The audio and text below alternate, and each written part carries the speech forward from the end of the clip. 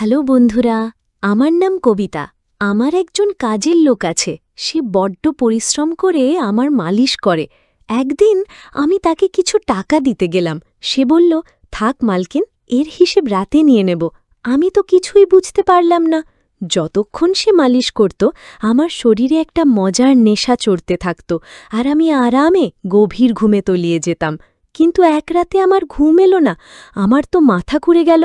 সেই রাতে মালিশ করতে করতে কাজের লোক, আমি দেখতে খুবই সুন্দরী ছিলাম, তাই বিয়ের আগে প্রতিদিন আমার জন্য বিয়ে প্রস্তাব আসত। আমি আমার বাবা মায়ের একমাত্র মেয়ে ছিলাম, তাই বাবা চাইতেন আমি ডাক্তার হয়ে তার নাম উজ্জ্বল করি। কিন্তু যখন এত ভালো ভালো প্রস্তাব আসত, আমার মা আমাকে বলতেন, পড়াশোনা ছেড়ে দে, আমি তোর বিয়ে দিয়ে দেব। আমি মাকে বলতাম, না, আমি তো ডাক্তার হতে চাই। এটা শুনে মা রেগে যেতেন আর বলতেন, এখনই বিয়ে কর, ডাক্তারি পরে করিস। কিন্তু বাবা কিছুতেই রাজি হতেন না। তাই মা একদিন এক তান্ত্রিক বাবার কাছে গেলেন। তাকে বললেন, আমি আমার মেয়ের বিয়ে দিতে চাই, কিন্তু ওর বাবা রাজি হচ্ছে না। এমন কিছু তাবিজ দাও যাতে ওর বাবা তড়িঘড়ি রাজি হয়ে যায়। সেই তান্ত্রিক মায়ের কাছ থেকে টাকা নিল আর এমন একটা তাবিজ দিল যে আমার বাবা আমার বিয়েতে এক কথায় রাজি হয়ে গেলেন। এই প্রস্তাবটা আসলে বাবার এক বন্ধু তার ছেলের জন্য পাঠিয়েছিলেন। তিনি বলেছিলেন, তোমার মেয়ে বিয়ের পরেও ডাক্তার হতে পারবে। এটা শুনে বাবা তৎক্ষণাৎ বিয়েতে হ্যাঁ বলে দিলেন, আর আমি বিদায় নিয়ে শ্বশুরবাড়ি চলে এলাম। আমার শ্বশুরবাড়ির লোকেরা খুবই বড় লোক ছিলেন, তাই আমি আর আমার স্বামী আলাদা বাড়িতে থাকতাম। আমার স্বামী তার বাবার ব্যবসা দেখত, তাই সকাল থেকে সন্ধে পর্যন্ত ব্যস্ত থাকত। আমি যখন তার বাড়িতে এলাম, এত ঐশ্বর্য দেখে আমার চোখ ধাঁধিয়ে গেল। আমার শ্বশুরবাড়ির লোকেরা আমার সেবার জন্য অনেক কাজের মেয়ে রেখেছিলেন, কিন্তু তাদের মধ্যে একজন কাজের ছেলে ধীরে ধীরে আমার কাছাকাছি আসতে লাগল। একদিন সে আমাকে বলল, আমি এই বাড়িতে অনেক বছর ধরে কাজ করছি, এই বাড়ির লোকেরা আমাকে পরিবারের একজনের মতোই মনে করে। এটা শুনে আমিও তাকে একটু বেশি গুরুত্ব দিতে শুরু করলাম। একদিন সে আমার ঘরে এলো। আমি তখনও বিছানায় শুয়েছিলাম। আমাকে ক্লান্ত দেখে বলল, আপনি শুয়ে থাকুন, নিশ্চয়ই ক্লান্ত হয়ে গেছেন। যদি আপত্তি না করেন, আমি আপনার পা টিপে দিই। এটা শুনে আমি তো অবাক। আমি সুন্দরী ছিলাম, তরুণী ছিলাম, কিন্তু আমার স্বামী ছাড়া কোনো পুরুষ আমাকে কখনো ছোঁয়নি, আর কাজের লোকের কাছে পা টিপানোর কথা তো ভাবিইনি। তাই আমি তৎক্ষণাৎ না করে দিলাম, বললাম, না, আমার ভালো লাগে না যে কেউ অচেনা আমাকে ছোঁয়। এটা শুনে সে চুপ করে ঘর থেকে চলে গেল। তখন আমার মনে হলো আমি হয়তো একটু বেশি কঠিনভাবে কথাটা বলে ফেলেছি।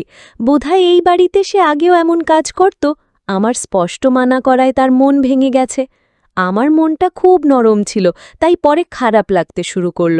আমি তার কথা ভাবতে লাগলাম, লোকটা তো বেশ তরুণ, দেখতেও সুন্দর, হয়তো আমার পা টেপানো উচিত হয়নি, আমার স্বামীর হয়তো এটা পছন্দ হবে না। পরের দিনও একই ঘটনা ঘটল, সে আবার একই কথা বলল। সেই দিন আমি খুব ক্লান্ত ছিলাম, তাই পা দুটো বিছানা থেকে নামিয়ে বললাম, ঠিক আছে, তুমি আমার পা টিপে দাও। এটা শুনে সে খুশি হয়ে গেল আর আমার পা টিপতে শুরু করল। সে এত আলতো করে পা টিপছিল যে আমার আবার ঘুম পেয়ে গেল। এটা দেখে সে বলল, মালকিন, আপনার ঘুম পাচ্ছে, আপনি বিছানায় শুয়ে পড়ুন, আমি পা টিপতে থাকব। আমি যেন একটা নেশার ঘরে ছিলাম, তাই তৎক্ষণাৎ শুয়ে পড়লাম। সে বিছানায় উঠে এসে আমার পা টিপতে লাগল। তারপর আমার আর কিছু মনে নেই, আমি ঘুমিয়ে পড়লাম। জানি না কতক্ষণ ঘুমিয়েছিলাম। চোখ খুলে দেখি সে তখনও আমার পা টিপছে। এটা দেখে আমার তার উপর মায়া হলো। আমি হাত বাড়িয়ে পার্স থেকে কিছু টাকা বের করে তার হাতে দিলাম। সে লজ্জা পেয়ে বলল, মালকিন, আপনি আমাকে টাকা দিয়ে লজ্জা দিচ্ছেন, আমার বেতন ভালো, এই টাকার দরকার নেই। আমি বললাম, এটা তোমার পরিশ্রমের টাকা। তখন সে টাকাটা নিয়ে ঘর থেকে চলে গেল। আমার স্বামী রাতে দেরিতে আসত, তাই আমি সন্ধ্যায় আবার তাকে ডেকে বললাম, তোমার মালিশে আমার খুব ভালো ঘুম হয়, তাই আমার স্বামী না আসা পর্যন্ত তুমি আমার ঘরেই থাকো। হয়তো টাকার লোভে সে খুশি হয়ে গেল। বলল, আমি তো আপনার সামান্য কাজের লোক, আপনি যা বলবেন তাই করব। আপনার পা টিপে দেব, যাতে আপনার ক্লান্তি কেটে যায় আর আরাম পান। আমি বললাম, তোমার হাতে জাদু আছে, তাই আমার সব ক্লান্তি দূর হয়ে যায়। একদিন সে বলল, আপনার শাশুড়িও মাঝে মাঝে আমার কাছে মালিশ করাতেন। এটা শুনে আমি অবাক হয়ে গেলাম। আমার শাশুড়িকে তো তেমন মনে হতো না। কিন্তু এই লোকটাকে মিথ্যেবাদী মনে হতো না। শ্বশুরবাড়িতে আসার 1 মাস হতে চলল, তাই আমি কাজের লোকদের বুঝে গিয়েছিলাম। সে আমাকে সব সময় সত্যি কথাই বলত।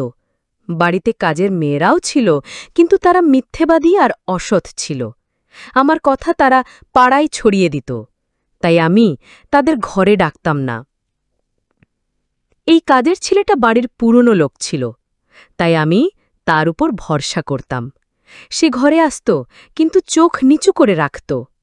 আমার শরীরে হাত লাগালেও তার মন খারাপ ছিল না। এমনটা প্রতি রাতেই হতো। একদিন আমি আমার স্বামীকে বললাম, বিয়ের পর আমরা কোথাও বেড়াতে যাইনি। সে বলল, বিয়ের পর থেকে তুমি তো সব সময় ঘুমিয়ে থাকো। আমি রাতে বাড়ি ফেরিয়ে তুমি গভীর ঘুমে, দিনে আমার সময় থাকে না, আর রাতে আমি আসার আগেই তুমি ঘুমিয়ে পড়ো। এটা শুনে আমি মনে মনে ভাবলাম, এটা সব ওই কাজের লোকের মালিশের জন্য হচ্ছে। আমার স্বামীর এটাই অভিযোগ ছিল, আমার প্রতি রাতে স্বামীর জন্য জেগে থাকা উচিত ছিল। সেদিন আমি ঠিক করলাম, আজ রাতে যখন সে মালিশের কথা বলবে, আমি না করে দেব। তাহলে ঘুম আসবে না, আর আমি স্বামীর আসা পর্যন্ত জেগে থাকব। সন্ধ্যায় স্নান করে সেজে গুজে নববধূর মতো বিছানায় বসলাম। সে ঘরে এসে মালিশের কথা বলল, কিন্তু আমি স্পষ্ট মানা করে দিলাম। আমার কথা শুনে সে একটু মন খারাপ করে চলে গেল। কিছুক্ষণ পর সে 1 গ্লাস দুধ নিয়ে ফিরল। আমি খাবার খাইনি, তাই দুধটা খেয়ে নিলাম আর স্বামীর জন্যে অপেক্ষা করতে লাগলাম। কিন্তু আমার ঘুম পেড়ে গেল, আর আমি ঘুমিয়ে পড়লাম। সকালে উঠে দেখি সে ঘরে এসে বলছে, মালকিন, নাস্তা নিয়ে আসব? আমি স্বামীর দিকে তাকালাম, তার বিছানা খালি। সে বলল, মালিকের জরুরি কাজ ছিল, তিনি নাস্তা করে চলে গেছেন। এটা শুনে আমার মেজাজ খারাপ হয়ে গেল। আমি সারা রাত তার জন্য নববধূ সেজে জেগেছিলাম, কিন্তু সে সকাল হতেই চলে গেল। আমি তাকে বললাম, আমার জন্য 1 কাপ চা নিয়ে আয়। সে ঘর থেকে বেরিয়ে গেল। তখন আমি আমার শরীরের দিকে তাকিয়ে চমকে গেলাম। রাতে আমি নববধূর পোশাক পরেছিলাম, কিন্তু এখন আমার শরীরে অন্য পোশাক। তবুও গয়নাগুলো তখনও পরা ছিল। আমার মাথা ভারী লাগছিল। রাতে আমার সঙ্গে কি হয়েছিল? কে আমার ঘরে এসেছিল? কে করেছিল? এসব ভেবে মাথা ঘুরতে লাগল। আমার মনে কিচ্ছু পড়ছিল না। হৃৎপিণ্ডটা দ্রুত লাফাতে শুরু করল। আমি মাথা চেপে ধরলাম। পুরো শরীর ব্যথায় ছটফট করছিল। সে চা নিয়ে এলে আমি বললাম, আমার শরীরটা টিপে দে। সে বিছানায় উঠে মালিশ শুরু করল। সেদিন আমি অনেকক্ষণ বিছানায় পড়ে রইলাম। হঠাৎ আমার স্বামী বাড়ি ফিরলেন। তাকে দেখে আমি রেগে গিয়ে বললাম, আমি সারা রাত তোমার জন্য নববধূ সেজে জেগেছিলাম, কিন্তু তুমি এলে না। তিনি বললেন, কিন্তু আমি রাতেই ঘরে এসেছিলাম, তুমি গভীর ঘুমেছিলে, তাই জাগায়নি। এটা শুনে আমি অবাক হয়ে গেলাম। তাহলে আমার পোশাককে বদলালো? ঘুমের পরেও শরীরে এত ব্যথা কেন? আমি পুরোপুরি বিভ্রান্ত হয়ে পড়লাম। তিনি বললেন, ঠিক আছে, মেজাজ খারাপ করার দরকার নেই। আজ রাতে আমার একটা কাজে বাইরে যেতে হবে, তাই দেরি হবে। তবে এখন আমার 3-4 ঘন্টা ফ্রি আছে। চাইলে আমরা বাইরে কোথাও যেতে পারি। এটা শুনে আমার মন খুশিতে ভরে গেল। বিয়ের পর এই প্রথম আমার স্বামীর সঙ্গে বাইরে যাচ্ছি। আমি তাড়াতাড়ি সেজে নিতে লাগলাম। তিনি গাড়িতে বসে আমার জন্য অপেক্ষা করছিলেন। এমন সময় সেই ঘরে এসে বলল, মালকিন, আপনি কোথাও যাচ্ছেন? আমি বললাম, হ্যাঁ, তুমি জিজ্ঞেস করছো কেন? সে বলল, আমি আপনার কাজের লোক, তবে পরামর্শ দেব, বাইরে যাবেন না, শরীর ক্লান্ত হয়ে যাবে। এটা শুনে আমার রাগ ধরে গেল। আমি বললাম, তুমি আমার কাজের লোক, আমার স্বামী হওয়ার চেষ্টা করো না। এই বলে আমি বেরিয়ে গেলাম। জানি না কেন এত রাগ হয়ে গিয়েছিল। তাকে খুব খারাপ খারাপ কথা বলে ফেললাম। সে নিজের জায়গাও বুঝে গিয়েছিল, তাই বাড়ি ফিরে এলে সে আমার সামনে এলো না। আমার স্বামী আমাকে গেটে নামিয়ে আবার বাইরে চলে গেলেন। বাড়িতে ঢুকে দেখি আমার শরীর ভীষণ ব্যথায় ছটফট করছে। হয়তো মালিশের অভ্যেস হয়ে গিয়েছিল। রাত হতেই শরীরটা মালিশের জন্য ছটফট করতে লাগল, কিন্তু তাকে আমি রাগিয়ে দিয়েছিলাম, তাই সে মালিশ করতে আসেনি। তবু আমার তার দরকার ছিল, তাই আমি একজন কাজের মেয়েকে ডেকে তাকে আসতে বললাম। কিছুক্ষণ পর সে ঘরে এলো। বিছানায় বসে চুপচাপ আমার পা টিপতে শুরু করল। এটা দেখে আমার লজ্জা হল। আমি তাকে এত খারাপ কথা বলেছি, তবু সে আমার কথা মনে রাখেনি। তাকে চুপ দেখে আমি বললাম, সেদিন আমার মাথা গরম হয়ে গিয়েছিল, তাই তোমাকে খারাপ কথা বলেছি। এতদিন পর স্বামীর সঙ্গে বাইরে যাচ্ছিলাম, তাই তোমার কথাটা ভালো লাগেনি, আমাকে মাফ করে দাও। আমি মালিক হলেও তাকে কাজের জন্য টাকা দিতাম, তবু আমার মধ্যে মানবিকতা ছিল। তাই মালিক হয়েও আমি কাজের লোকের কাছে মাফ চাইলাম, কারণ সে কাজের লোক হলেও একজন মানুষ তো। আমার কথা শুনে সে বলল, আমি আপনার কাজের লোক, এই কাজের জন্য বেতন পাই, তাই আপনার যা বলার অধিকার আছে। এটা শুনে আমি চুপ করে গেলাম, তবে মনে মনে ঠিক করলাম আর কখনো তাকে এমন কিছু বলবো না। সেই রাতে সে অনেকক্ষণ মালিশ করল, তারপর আমি ঘুমিয়ে পড়লাম। জানি না কখন সে ঘর থেকে গেল, কখন আমার স্বামী বাড়ি ফিরলেন। সকালে উঠে দেখি তিনি বাথরুমে বাইরে যাওয়ার জন্য তৈরি হচ্ছেন। আমি অবাক হয়ে তাকিয়ে রইলাম। আজকাল আমার কি যে হচ্ছে, তার মালিশে এত গভীর ঘুম হয় যে কিছুর খোঁজ থাকে না, এমনকি স্বামী কখন ঘরে আসেন তাও বুঝতে পারি না। আমি ভাবতে লাগলাম, এই লোকের মালিশে এমন কি জাদু আছে যে স্বামী আসার আগেই আমি গভীর ঘুমে তলিয়ে যাই। সকালে উঠলে মাথা ভারী হয়, হাঁটার শক্তি থাকে না। তবে এই কথা আমি স্বামীকে বলিনি, কারণ আমি চাইনি তিনি জানুন যে আমি এই কাজের লোকের কাছে মালিশ করাই। একদিন স্বামী দিনের বেলায় বাড়িতেই ছিলেন। আমি তাকে বাড়ির সব কাজ করতে দিলাম, ঘরে ঢুকতে দিলাম না। সে বাড়ির কাজ করল, কিন্তু মালিশের কথা কারো কাছে মুখে আনল না। আমিও চাইতাম এই কথা কেউ না জানুক, তবে স্বামী যখন বাইরে যেতেন আমি তাকে ঘরে ডাকতাম। একদিন স্বামী হঠাৎ বাড়ি ফিরলেন, আর আমি তখন ঘরে ছিলাম। এটা শুনে আমি ভয় পেয়ে গেলাম। ভাবলাম স্বামী আসার আগে তাকে সরিয়ে দিই, কিন্তু সে বেশ বুদ্ধিমান ছিল। স্বামী আসার আগেই অন্য কাজে লেগে গেল। তিনি কিছুই বুঝতে পারলেন না। আমি কাজের মেয়েদের কাছেও মালিশ করাতে পারতাম, কিন্তু তার হাতে এমন কি জাদু ছিল যে আমি প্রত্যেক দিন তাকেই ডাকতাম। জানি না আমার কি হয়ে যাচ্ছিল। যে রাতে তার কাছে মালিশ করাতাম না, সে রাতে শরীর ব্যথায় ছটফট করত, সকালে উঠলে মাথা ভারী হতো, ক্লান্তি লাগত। এক রাতে আমি তার কাছে মালিশ করালাম আর গভীর ঘুমে তলিয়ে গেলাম। সকালে চোখ খুলে দেখি আবার আমার পোশাক বদলে গেছে। এটা কি ব্যাপার? কে এটা করছে? আমার স্বামী কি আমার সঙ্গে এমন করছেন? আমি ভাবনায় পড়ে গেলাম। আয়নার সামনে গিয়ে দেখে চমকে গেলাম, আমার শরীরে লাল লাল দাগ। এটা কিসের দাগ? আমি হাত বুলিয়ে দেখলাম, যেন দাগটা মুছে ফেলতে চাই, কিন্তু তা হল না। পরদিন আবার দেখলাম দাগ আরও ছড়িয়ে গেছে। আমি ভয় পেয়ে গেলাম। তখন সে ঘরে এসে মালিশের কথা বলল। আমি দাগটা লুকোতে চাইলাম, তাই বললাম, আজ শুধু আমার পা টিপে দাও। সে কিছু জিজ্ঞেস করল না, কিন্তু আমি ভেতরে ভেতরে ভয় পাচ্ছিলাম। যদি আমার স্বামী এই দাগ দেখে ফেলেন, আমি কি জবাব দেব? এই সব ভেবে আমি ক্লান্ত হয়ে পড়েছিলাম, তাই বালিশে পা রেখে মালিশ করতে দিলাম। আমার চোখ ঘুমে বুজে আসছিল। হঠাৎ সে এমন কথা বলল যে আমার হুঁশ উড়ে গেল। সে বলল, মালকিন, আপনি আমার খুব ভালো লাগেন। আমার চোখ তখন ঘুমে ভারী, তার কথা ঠিক বুঝলাম না, আর আমি গভীর ঘুমে তলিয়ে গেলাম। সকালে উঠে দেখি আমার স্বামীও বিছানায়। আমার মাথা ভারী, শরীর ব্যথায় ছটপট করছে। তবু আমি তার কাছে গিয়ে ধীরে ধীরে দাগের কথা বললাম।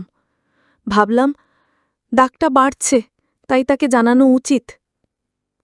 তিনি আমার শরীর থেকে কাপড় সরাতে চমকে উঠলেন। আমার থেকে দূরে সরে গিয়ে বললেন, তুমি আমাকে ধোঁকা দিয়েছ, তুমি বেইমানি করেছ। আর এটা তারই শাস্তি, এটা কোনো রোগ নয়, তোমার পাপ। আমার কি কমতে ছিল যে তুমি অন্য পুরুষ খুঁজে নিলে? আমি কাজে ব্যস্ত ছিলাম, মরে যাইনি যে তুমি আরেকটা সম্পর্ক শুরু করলে। এটা শুনে আমি হতবাক হয়ে গেলাম। বললাম, আপনি এসব কি বলছেন? আমি নির্দোষ। কিন্তু তিনি হেসে বললেন, এই দাগই বলছে তুমি অপরাধী। আমার বাড়ি থেকে বেরিয়ে যাও, আমি তোমাকে তালাকের কাগজ পাঠাবো। তিনি আমাকে ধাক্কা দিয়ে বাড়ি থেকে বের করে দিলেন। আমি কাঁদতে কাঁদতে মা বাবার বাড়ি চলে এলাম। তাদের আমার নির্দোষতার কথা বোঝালাম। তারা আমার আপনজন, তাই বিশ্বাস করলেন। বললেন তারা আমার স্বামীর সঙ্গে কথা বলতে যাবেন। কিন্তু তার আগেই তালাকের কাগজ এসে গেল। আমার হাসি খুশির সংসার ভেঙে গেল। এর জন্য আমি কাকে দায়ী করব? কেউ তো ছিল না। আমি দিনের পর দিন কাঁদতে লাগলাম, বিছানায় পড়ে রইলাম। মনে হচ্ছিল আমি মরে যাব। একদিন মা ঘরে এসে বললেন, তোর সঙ্গে কেউ দেখা করতে এসেছে। আমি দৌড়ে গেলাম। ভাবলাম হয়তো আমার স্বামী এসেছেন, হয়তো তিনি আমার নির্দোষতা বুঝেছেন। কিন্তু সেখানে স্বামী ছিলেন না, ছিল সেই কাজের লোক যে আমার শ্বশুরবাড়িতে কাজ করত। আমি তাকে আসার কারণ জিজ্ঞেস করলাম। সে বলল, আমি তোমার শরীরের সেই দাগের কথা জানি। এটা শুনে আমি চমকে উঠলাম। কেন এই দাগ হয়েছিল? আমি উঠে দাঁড়িয়ে তার শার্টের বোতাম এক টানে খুলে ফেললাম। তখন বুঝলাম আমার স্বামী কেন আমার উপর এত নোংরা অভিযোগ করেছিলেন। আমি তার বুকে ঘুষি মারতে শুরু করলাম। এই দাগ আমার শরীরে কিভাবে এলো? তুমি মালিশের নামে আমার সঙ্গে কি করেছিলে? সত্যি করে বলো। সে আমার 2 হাত ধরে বলল, আমার নাম বিক্রম। আমি তোমার সঙ্গে বিশ্ববিদ্যালয়ে পড়তাম। আমি তোমাকে ভালোবাসতাম। আমিও ডাক্তার হতে চাইতাম। ভেবেছিলাম আমরা দুজনেই ডাক্তার হলে আমি তোমার বাবার কাছে তোমার হাত চাইব। কিন্তু একদিন তোমার বান্ধবীর মুখে শুনলাম তোমার মা তোমার তাড়াতাড়ি বিয়ে দিতে চান। তাই আমি ভয় পেয়ে তোমার বাড়িতে প্রস্তাব পাঠালাম, কিন্তু তোমার বাবা না করে দিলেন। বললেন তুমি ডাক্তার হবার পরেই বিয়ে দেবেন। তাই আমি নিশ্চিন্তে পড়াশুনো করতে লাগলাম। 1 সপ্তাহের জন্য আমার এক কাজিনের বিয়েতে শহরের বাইরে যেতে হয়েছিল। ততদিনে তোমার বিয়ে হয়ে গেল। সেই সব বলছিল আর আমি অবিশ্বাসের চোখে তার দিকে তাকিয়েছিলাম। সে আবার বলল, আমি ফিরে এসে দেখি আমার ভালোবাসা অন্যের বউ হয়ে গেছে। তাই তোমার ভালোবাসার টানে আমি তোমার বাড়ির কাজের লোক হয়ে গেলাম, যাতে তোমার কাছাকাছি থাকতে পারি। আমি তোমার কাছে আসতে চাইতাম, তাই মালিশের অজুহাতে তোমার ঘরে যেতাম। আর রাতে তোমার দুধে ঘুমের ওষুধ মিশিয়ে দিতাম, যাতে তুমি ঘুমিয়ে থাকো আর তোমার স্বামী তোমার কাছে আসতে না পারে। কারণ তুমি আমার ছিলে, আমি তোমাকে অন্য কারো কাছে দেখতে পারতাম না। এটা শুনে আমি হতবাক হয়ে গেলাম। আমি জিজ্ঞেস করলাম, তুমি কি আমার সঙ্গে কখনো কিছু ভুল করেছ? সে আমার হাত তার মাথায় রেখে বলল, আমি তোমাকে ভালোবাসতাম, তাই তোমার অনুমতি ছাড়া কিছুই করতে চাইনি। আমি আমাদের দুজনের শরীরের দাগের দিকে ইশারা করলাম। সে হেসে বলল, এটা শুধু একটা ইনফেকশন। আমি ইচ্ছে করে এটা করেছিলাম যাতে তোমার স্বামীর আমাদের দুজনের ওপর সন্দেহ হয়। এই বলে সে আমার কাছে মাফ চাইল। আমি একটা পুরো বছর তাকে শাস্তি দেবার পর তাকে মাফ করলাম। তারপর তার সঙ্গে বিয়ে করে আমার জীবনে আবার খুশি ফিরে পেলাম। বন্ধুরা, আশা করি আমাদের গল্পটা তোমাদের ভালো লেগেছে। গল্পটা ভালো লাগলে